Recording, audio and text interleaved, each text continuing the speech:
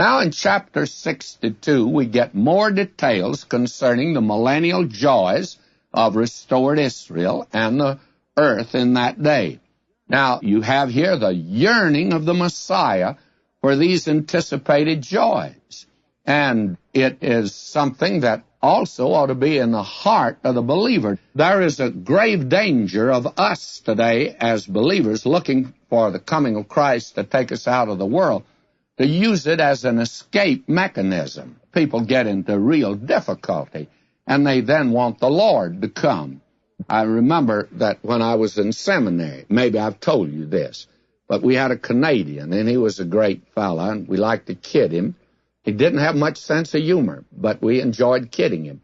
And so he would come out at night after we had dinner, evening meal, and he'd look up, and he said, "Oh, if the Lord would only come." And that was only the nights we had Hebrew the next day, and it was hard.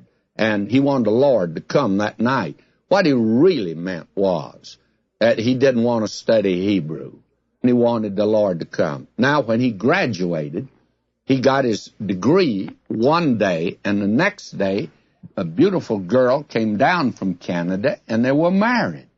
And I never shall forget the night before graduation. He came out and looked up, and he said, "Oh, I hope the Lord doesn't come now for a few more days." Yes, that's right. That's the way a lot of us are.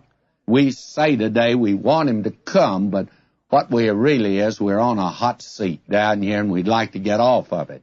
And it ought not to be that. Now, will you notice the picture that's given to us here? We have the ambition of the Messiah for Israel in these first 5 verses. Then the anticipation of God's people for the millennium, and then the announcement of the Lord for that future day. We'll call attention to these divisions as we move through. Now, the first one, the ambition of the Messiah for Israel. "For Zion's sake will I not hold my peace, and for Jerusalem's sake I will not rest, until the righteousness thereof go forth as brightness, and the salvation thereof as a lamp that burneth." Do you know the reason Jerusalem can't have peace today?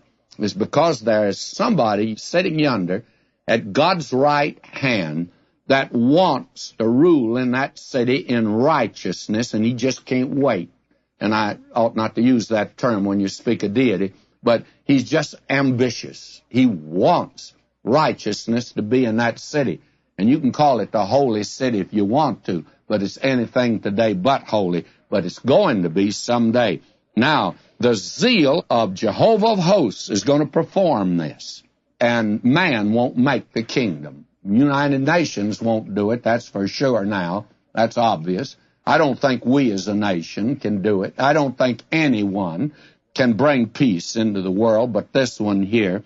And so only the zeal of the Lord of hosts. And therefore, even today, all of creation and all believers are groaning in their present state as they look toward the future. A great day's coming, friends, and we got a right to groan about it. Christian pilgrim today, aren't you weary of this earthly journey? And do you desire the fellowship of the Father's house? That's a question for us.